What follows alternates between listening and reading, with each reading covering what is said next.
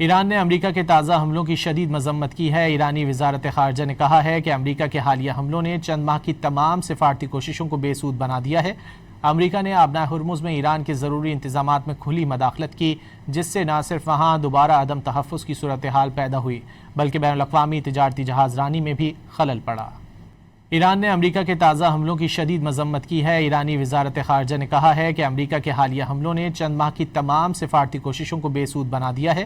امریکہ نے آبنائے ہرمز میں ایران کے ضروری انتظامات میں کھلی مداخلت کی، جس سے نہ صرف وہاں دوبارہ عدم تحفظ کی صورتحال پیدا ہوئی بلکہ بین الاقوامی تجارتی جہاز رانی میں بھی خلل پڑا۔ ایران نے امریکہ کے تازہ حملوں کی شدید مذمت کی ہے۔ ایرانی وزارت خارجہ نے کہا ہے کہ امریکہ کے حالیہ حملوں نے چند ماہ کی تمام سفارتی کوششوں کو بے سود بنا دیا ہے۔